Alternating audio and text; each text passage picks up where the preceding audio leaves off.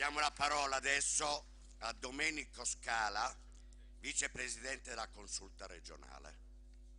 C'è? È qua.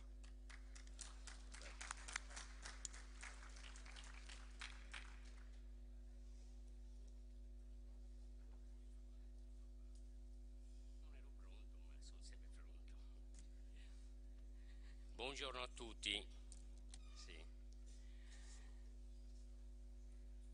Porgendo i miei più vivi cordiali saluti alle autorità, ai congressisti e ai numerosi amici presenti, desidero rivolgere i miei ringraziamenti più sinceri al vertice della FASI che mi ha invitato a questo loro importante congresso. Desidero svolgere alcune considerazioni che credo siano utili per comprendere questa attuale fase storica e per tracciare delle linee di intervento.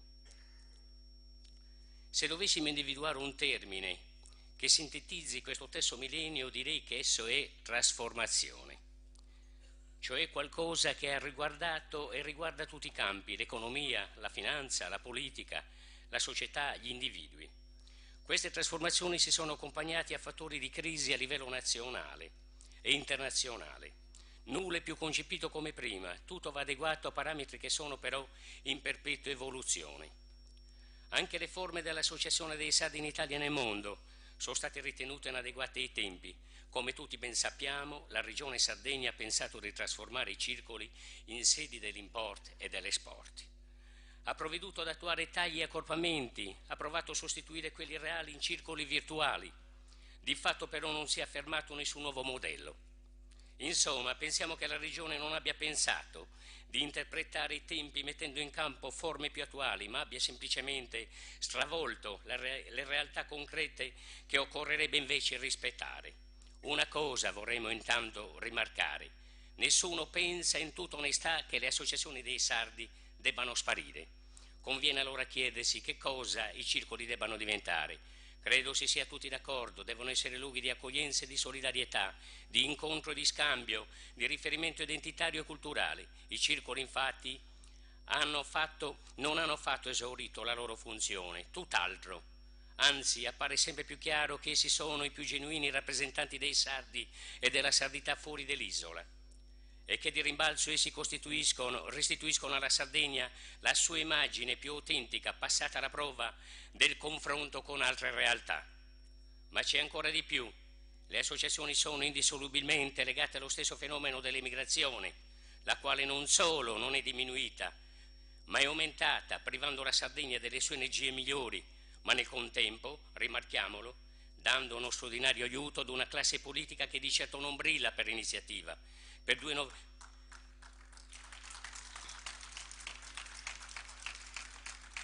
Non brilla per iniziativa, per idee innovative, per visione complessiva del futuro della Sardegna. In che modo questa nuova e preoccupante ondata migratoria toglie le castagne dal fuoco alla politica? La risposta è presto data, considerati i numeri allarmanti della disoccupazione, dei licenziamenti, della crisi dell'imprenditoria, dei tagli nei trasporti. Il caso Ryanair è tristemente noto, preso atto dell'abbandono dei piccoli centri e del vistoso sbandamento della classe politica. Ecco, di fronte a questa molteplicità di fattori negativi, se non ci fosse la valvola di sfogo dell'immigrazione, si creerebbe una situazione altamente esplosiva nella società sarda.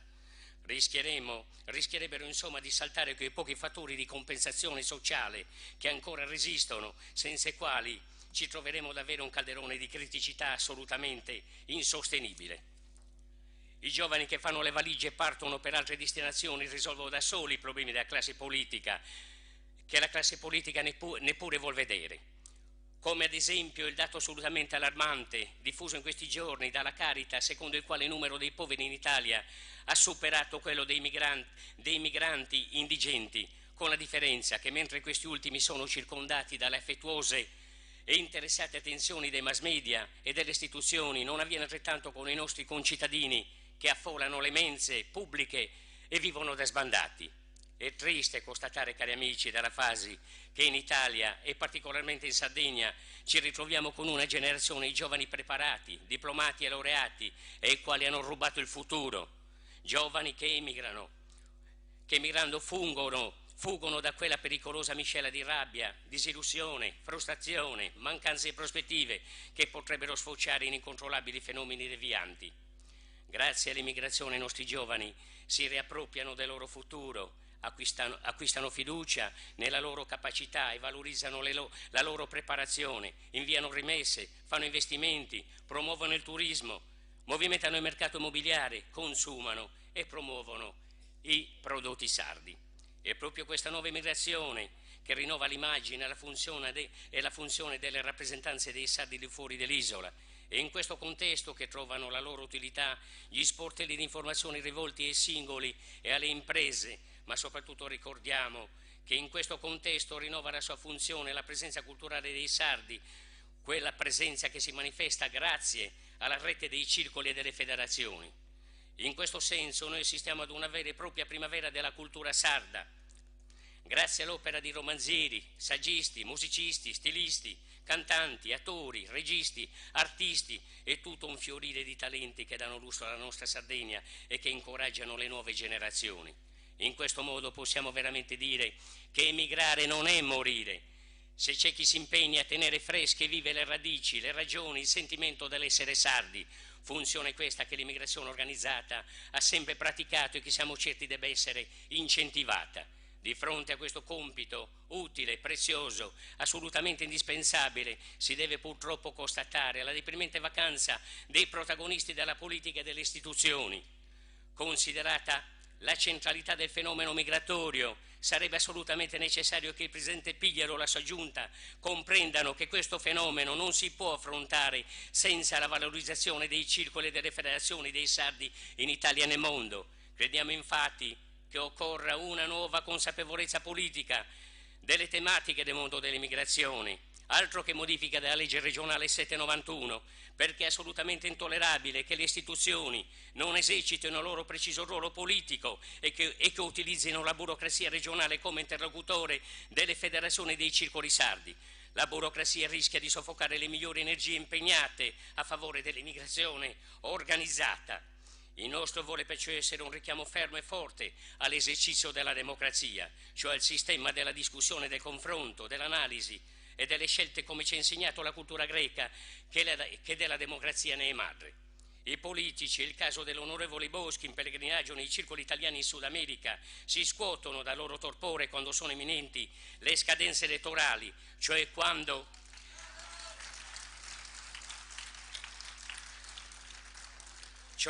realizzano quanto sia decisivo il voto dei nostri immigrati. Ma noi ricordiamo con forza che i problemi dell'immigrazione sono quotidiani, i drammi dell'immigrazione non si manifestano solo quando stanno per aprirsi le urne, occorre allora una seria programmazione degli interventi, così come occorrono nuove risorse. Apro una riflessione su un tema assai preoccupante. Voglio infatti ricordare che nel 1991 la voce migrazione, quando è nata la legge sulla migrazione del 91, la voce migrazione poteva contare in valuta corrente su ben 12 milioni di euro. Nel 2016 questa cifra si è ridotta a solo 2 milioni di euro. In questi ultimi anni i finanziamenti all'immigrazione sono stati tagliati al 60%, sono cifre che parlano da sole e che gridano che non si possono fare le nozze con i fichi secchi. Ho aperto questa riflessione sui finanziamenti perché in questi giorni stiamo vivendo in modo preoccupante le ennesime interpretazioni restrittive della Ragioneria regionale. Le osservazioni della Ragioneria sono relative agli impegni assunti per i congressi. Il 30/12/2015, impegni assunti il 30/12/2015 lo scorso anno, e fanno riferimento al fatto che detti impegni assunti sulla base del programma annuale di immigrazione 2015 sarebbero finalizzati esclusivamente agli interventi previsti per il 2015. In poche parole vi sto dicendo che molto probabilmente quest'anno l'assessore certamente al riguardo ha preso degli impegni, ci darà delle informazioni, auguriamoci che siano positive, però vi dico anche questo, qui si corre il pericolo che i contributi del 2016 non ci daranno più la proroga di poterli spendere fino a marzo del 2017, ma dobbiamo spenderli entro il 31 dicembre del 2016. Ci danno i contributi come circoli e come federazioni il 30 di dicembre, dobbiamo spenderli entro il 31 di dicembre. È una barzelletta, non possiamo andare avanti, è una vergogna. E allora, in realtà, se questo è parzialmente vero, di dove spendere i contributi entro il 31 dicembre, In realtà, se questo è parzialmente vero per i contributi che sono relativi alle spese del circolo, e poi è vero, come ho detto, anche in parte, perché sino allo scorso anno si poteva spendere sino al 31 di marzo, ecco, pertanto, e poi vi è da dire anche questo, ma questo non può essere, non è evidentemente vero, perché questo non accade con i progetti regionali, cosa da sempre accettata dalla ragioneria, di poter spendere oltre, e non può essere vero per i congressi, che più che un contributo relativo all'anno in corso sono un momento democratico assolutamente necessario e rappresentano un processo di raccordo fra i circoli, riunioni preliminari, affitto locali, definizione dei temi, che necessita di un'anticipazione che può benissimo non concludersi nell'anno in cui è stato deciso, a maggior ragione dal momento che molte federazioni da anni non possono definire un congresso. C'è la federazione tedesca che sta aspettando 4 anni per poter organizzare il congresso. Chiediamo quindi che vengano rimessi a disposizione i capitoli immigrazione, le economie, perché le economie, quelli che non ci vogliono riconoscere, non ci vogliono dare, non è vero? Per quanto riguarda l'impegno del 2015, allora chiediamo quindi che vengano rimessi a disposizione i capitoli immigrazione e le economie per 286 mila euro che abbiamo impegnato nel 2015 per celebrare sia questo congresso ed i congressi delle altre federazioni nel mondo. È chiaro, i soldi li mandano in economia, non ce li diano e poi ci dicono: ma che soldi volete? Non possiamo, cosa volete? Più di 2 milioni? Non riuscite a spendere i soldi dall'anno prima? È chiaro, se non ce li danno, è chiaro che non siamo nella possibilità di poterli spendere. Dateci i soldi che li spendiamo, è chiaro. Chiediamo l'intervento della Giunta affinché non si arrivi al paradosso che l'immigrazione non può spendere fondi assegnati per procedure e norme non chiare agli uffici regionali. Adesso, sino a poco tempo, c'era il patto di stabilità, adesso dal 2014 pare che ci sia questo bilancio armonizzato, ogni anno ne tirano una nuova in giro, ogni anno ce n'è una nuova e chi ne paga le conseguenze sono sempre quelli che sono un po' più lontano, ma non perché siamo andati dai discorsi di ieri, pareva che i giovani partano per andare in vacanza, per hobby, si parte perché non c'è lavoro, perché non ci sono disponibilità, questo è il tipo di discorso. E allora accogliamo favorevolmente l'intervento dell'assessore dottoressa Virginia Mura, perché l'abbiamo incontrata assieme a Serafina quando è il mese scorso, credo, è stata molto disponibile, ha detto che sarebbe interessata e certamente l'ha fatto, almeno da qualche informazione che ho pare. Comunque accogliamo favorevolmente l'intervento della dottoressa Virginia Mura e della Giunta, che sono espressi a favore da Determina. Comunque adesso in poche parole attendiamo fiduciosi anche l'approvazione del Consiglio regionale, perché non basta che abbia deliberato la Giunta per darci il maltolto, il dovuto, perché sono soldi nostri. Pertanto dobbiamo aspettare ancora il passaggio e l'approvazione da parte del Consiglio regionale, però penso che non vi debbano essere difficoltà. Le difficoltà è che dobbiamo votare una mozione, dobbiamo fare qualcosa per far sì che per far sì che i soldi ci arrivino in tempo utile e per far sì che ci venga data anche la proroga per poter spendere sino a marzo come abbiamo fatto per tutti gli altri anni. Nella mia veste di vicepresidente vicario della Consulta per l'immigrazione sarda nel mondo, invito tutti i rappresentanti nella Consulta ad esigere una ripresa dell'iniziativa a favore dell'immigrazione, mediante una vigorosa ripresa del confronto politico, perché se la politica non si basa sul confronto, diventa una sterile gestione del potere che non lascia tracce positive e che fa solo danni. Chiediamo infine, come ci ha insegnato il grande costituzionalista Arturo Carlo Jemole, che la politica riacquisti la sua anima e con essa la funzione della rappresentanza popolare e quindi la sua nobiltà. Grazie. Grazie al vicepresidente della Consulta per il contributo portato, ha ulteriormente rafforzato la relazione di Serafina fatta ieri rispetto a queste tematiche. Ora diamo la parola all'assessora regionale al lavoro, dottoressa Virginia Mura, è qua. Buongiorno. Io sono venuta anche ieri perché sono riuscita a ritagliare uno spazio perché volevo sentire ovviamente la relazione iniziale della Presidente uscente, anche se i giornali la danno anche già subentrata. Comunque questo come donna per me è un augurio a Serafina. Poi ovviamente voi il voto è libero. In occasione appunto dell'incontro con voi ho buttato giù alcune riflessioni. Però non posso adesso sottrarmi a dare, non dico una risposta esaustiva a tutte le domande del vicepresidente della Consulta a Scala, però ho il dovere di raccontare a voi, perché oltre ai componenti della Consulta che rappresentano, diciamo, tutta l'emigrazione nel mondo, vedo che anche ci sono molti italiani che probabilmente non hanno un quadro molto chiaro della situazione della Sardegna. Quindi il mio dovere credo quello che sia anche quello non di darvi ottimismo a piene mani perché rappresento la giunta e la politica eccetera eccetera, ma proprio con dati.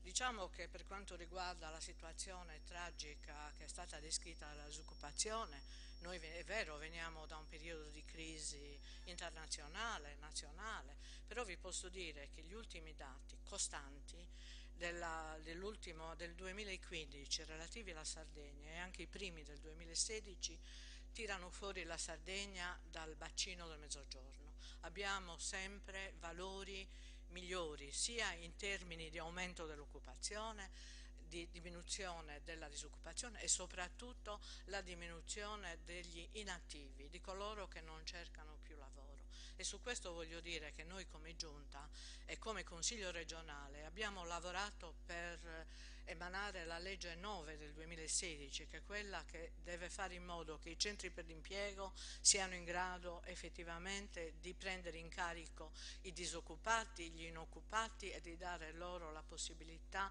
di disegnare un percorso in termini di competenze e di possibilità di integrazione nel nostro tessuto regionale. Si è parlato anche, Domenico Scala ha parlato anche della povertà.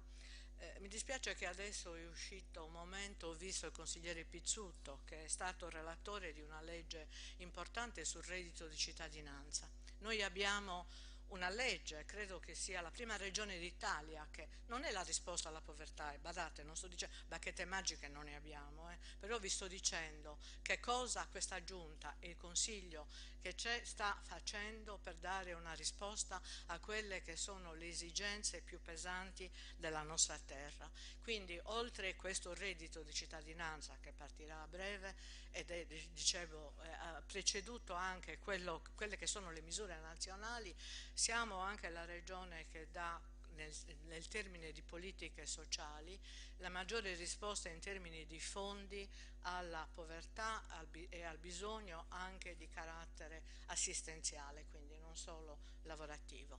E da questo punto di vista mi viene da rispondere anche a una provocazione che ha fatto Serafina ieri, cioè il fatto che gli emigrati non sono governati dalla Commissione Lavoro, ma sono governati dalla Commissione Sanità.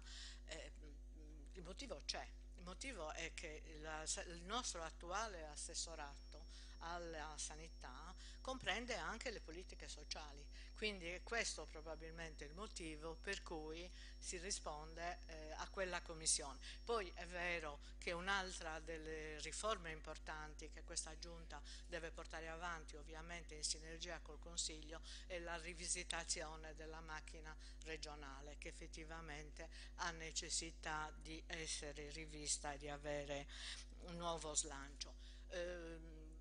Chiudo con un'altra provocazione di Domenico Scala. A proposito dei trasporti, e ci sono difficoltà, anche ieri Serafina ha parlato di tutte le difficoltà che anche noi come sardi che viviamo, e voglio spezzare una lancia a favore del mio collega di giunta perché sta pagando il fio di colpe non sue. Io ricordo, perché mi sono letta gli atti importantissimi dell'ultimo congresso Fasi, nel quale si elogiava il fatto che fossero state prese in affitto dalla giunta precedente 3 navi perché a prezzi calmierati consentissero l'accesso dei turisti e degli immigrati e di tutti noi sardi che volevamo andare e tornare in continente. La stiamo pagando ancora questa, perché c'è stata una procedura così pesante di infrazione che ha portato al fallimento di Saremar e abbiamo dovuto, adesso il mio assessorato sta faticosamente lavorando per reinserire quei lavoratori che prima erano lavoratori pubblici e che adesso stiamo inserendo in società private che operano nelle tratte con le isole minori. Quindi voglio dire, è giusto criticare, eccetera, è legittimissimo, eccetera, però bisogna anche tener conto della situazione che si vive. Io appena mi sono insediata, adesso riprendo il mio discorso, quindi parto con quello che non ho fatto prima, i ringraziamenti per avermi invitato, non solo per avermi invitato, ma anche perché la Fasi ha pensato di invitare i rappresentanti delle federazioni, i consultori, eccetera, anche perché io da questo congresso mi aspetto molto non solo in termini di cahier de doléances e di critiche, ma di proposte per quello che vi serve veramente, tenendo conto che devono essere proposte compatibili non solo con il bilancio regionale, ma anche con le leggi che ci governano. Ci si è lamentati del fatto che è difficile rendicontare per circoli che si trovano dall'altra parte del mondo, però io molto sommessamente vi rappresento che questi sono soldi pubblici e sono soldi pubblici che devono avere trasparenza nei confronti di chi versa le tasse in Sardegna e dobbiamo rendicontare, anche perché se non rendicontiamo con certe regole succede che i funzionari responsabili che erogano senza la rendicontazione rispondono alla Corte dei Conti. Però voglio dire, detto questo, grazie anche all'attività con la consulta, a quanto abbiamo realizzato con la consulta, abbiamo istituito un ufficio, scusate il termine, sono stata criticata per aver usato il termine ispettivo, ma il termine è sbagliato effettivamente, è un ufficio che vuole recarsi intanto nei circoli che sono in difficoltà e dare anche un sostegno per aiutare a superare le difficoltà che ci sono. Solo in casi estremi il circolo viene chiuso perché ormai manca la base sociale. Noi abbiamo visto appunto i circoli del Belgio nel quali ormai essendo chiuse le miniere, essendo ormai anche tutti i lavoratori italiani e sardi che lavoravano in quelle zone addirittura si sono trasferiti, non ha più senso tenere i circoli lì. Però noi siamo consapevoli del fatto che abbiamo una rete come Regione Sardegna importante, che nessuna regione d'Italia, pur avendo avuto la Sardegna un numero di emigrati proporzionalmente inferiore rispetto alle altre regioni d'Italia, la regione sarda è stata capace di creare una rete così importante e noi questa rete non solo non la vogliamo disperdere, ma la vogliamo incrementare, la vogliamo migliorare. Abbiamo richieste infatti di apertura di circoli in altre parti del mondo, non solo nelle grandi città europee come Londra, ma anche addirittura ad Auckland, a Shanghai. Cioè c'è stato il circolo di Biella, col quale non vedo qui, comunque mi congratulo, che ha attivato l'iniziativa molto importante appunto con questi nostri connazionali che operano, che lavorano ormai in Cina, in Nuova Zelanda e in Australia, dove peraltro già esiste la rete, la nostra rete, per proprio far crescere e aumentare questa rete. È chiaro che adesso la situazione è cambiata, la legge numero 7 del 91 è assolutamente datata e quindi già coloro che fanno parte della consulta qui presenti sanno che io ho già chiesto alla consulta tutto il sostegno e tutto l'aiuto che è necessario per portare avanti una nuova legge. Non una legge purché sia, perché come dice il dottor De Candia che ha scritto quell'importante libro sulla diaspora sarda, dice che ogni assessore che appena si insedia ha idea di cambiare subito tutte le cose e poi non fa niente. Io non voglio cambiare tutte le cose per cambiarle, voglio cambiarle per fare le cose che servono a voi. Ovviamente non posso cambiare il bilancio armonizzato, però possiamo fare tutte le altre cose che sono necessarie. E tra l'altro tranquillizzo, e qui poi non lo cito più Domenico Scala, lo tranquillizzo sul fatto che per quanto riguarda questo congresso, con i nostri potenti mezzi assessoriali siamo riusciti a fare in modo che i fondi che erano con l'assestamento di bilancio, non sto a perdermi in questioni tecniche, comunque state tranquilli che quello che ho promesso l'ho realizzato, mentre non posso assolutamente assicurarvi, anzi non vi rassicuro proprio per niente sul fatto che i fondi 2016 possano spendersi dopo. Questa era una situazione precedente che adesso col bilancio armonizzato non è più possibile, ma non è che non è più possibile solo per voi che siete lontani, non è possibile per nessuno qui in Sardegna. Quindi da questo punto di vista diciamo che vi dico sempre quello che si può fare e quello che non si può fare. Un'altra cosa che abbiamo realizzato d'intesa con la consulta proprio per facilitare i rapporti e anche la rendicontazione, la piattaforma online per poter dialogare con tutti, non solo con le federazioni, ma anche con tutti i circoli e per poter, non a scopo ispettivo, ma proprio per poter dare tutto quel sostegno. Insomma, teniamo presente che adesso con la dal 91 a oggi, con le nuove misure tecnologiche è più facile dialogare, è più possibile ed è più semplice. Allora, intanto scusate, ma alcune di queste cose le dovevo dire.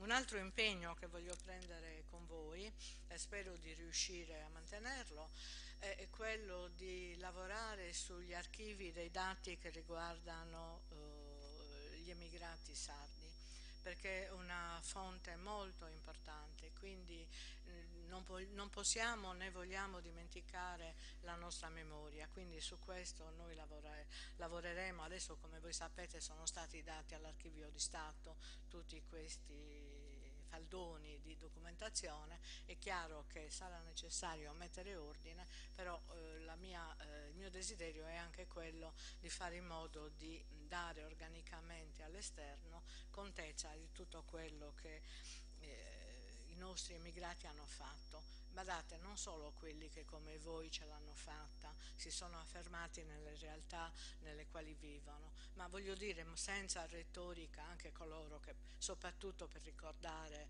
a tutti noi il sacrificio di coloro che non ce l'hanno fatta e che sono tanti e sono andati.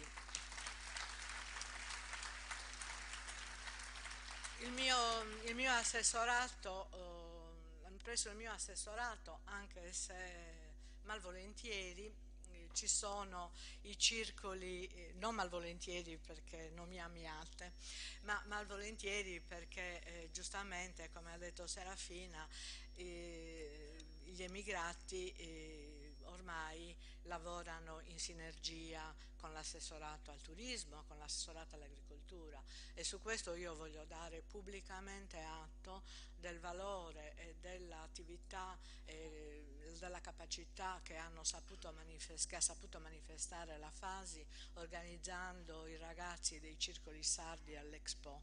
Guardate, è stata un'esperienza molto positiva e io ho avuto riscontri favorevoli non solo in sede di giunta regionale, dove ho ricevuto da parte vostra i complimenti del Presidente Pigliaru, ma anche da altri miei colleghi assessori di altre regioni che hanno notato la differenza, il valore aggiunto che avevano i nostri stand rispetto a quelli di altre regioni. Quindi io sono consapevole delle vostre capacità, mi ha fatto piacere e anche di quello che voi riuscite a fare spesso anche silenziosamente, però mi ha fatto piacere che l'abbiano capito anche altre persone che probabilmente non avevano una conoscenza così approfondita. Voglio dire alcune ultime cose. Io recentemente sono stata ad Asuni, al Museo dell'Emigrazione.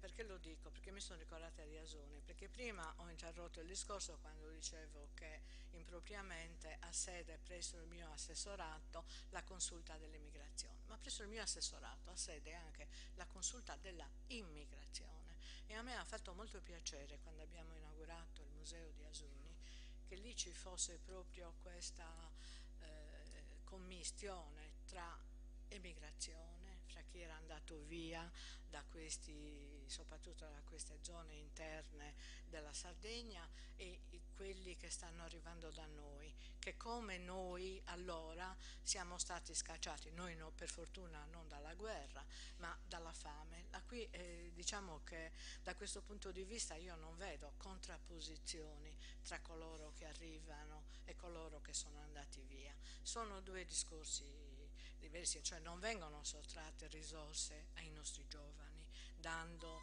fondi anche perché sono fondi europei e voi sapete la battaglia che sta combattendo il nostro Premier attualmente per ottenere dall'Europa un sostegno maggiore, perché non solo non vogliamo far morire in mare queste persone che scappano, diciamo, dalla fame, dalla guerra, ma vogliamo anche poi avere la possibilità di integrarle sul nostro territorio.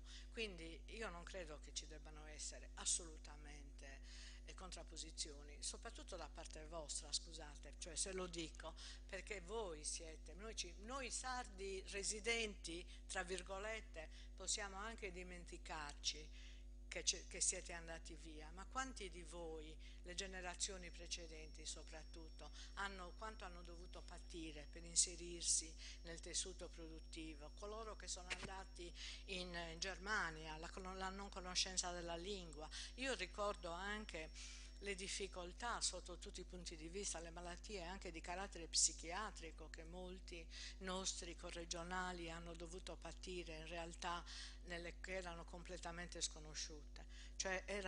Quindi diciamo che da questo punto di vista non dobbiamo dimenticarci chi siamo, da dove veniamo. E per finire, chiedo scusa della non organicità del discorso, ma è tutta colpa di Domenico Scala, come al solito. Ecco, però ecco, quello che io vi voglio dire è che sono consapevole, l'ho già detto e lo ribadisco, dell'importanza della rete. Sono anche consapevole che i tempi sono cambiati, quindi ci dobbiamo adeguare tutti quanti, però dobbiamo anche cogliere in positivo tutte le novità che ci sono, cioè le idee, le proposte camminano sulle gambe degli uomini e delle donne che le portano avanti e io credo che se lavoriamo tutti insieme possiamo anche ottenere, sperando che anche il ciclo produttivo possa riprendersi come noi stiamo già verificando che ci sono dei miglioramenti, come vi dicevo, sia sul tasso di disoccupazione, sia sull'occupazione e anche sulla capacità della Sardegna, che la Sardegna sta dimostrando di attrarre investimenti che poi possano occupare anche i nostri giovani che hanno competenze elevate. Quindi io credo che lavorando tutti insieme, soprattutto nella sede della consulta, saremmo in grado di predisporre nuove disposizioni di legge e regolamentari che siano utili per voi e siano assolutamente in linea con la volontà di tenere aperta e vitale questa rete così importante.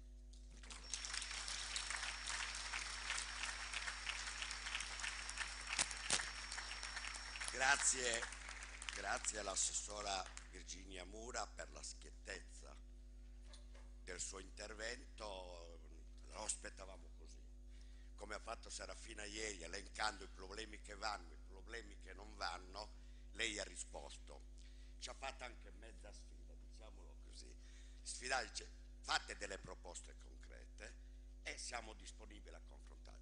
Stia tranquilla che queste proposte concrete noi le porteremo a breve scadenza.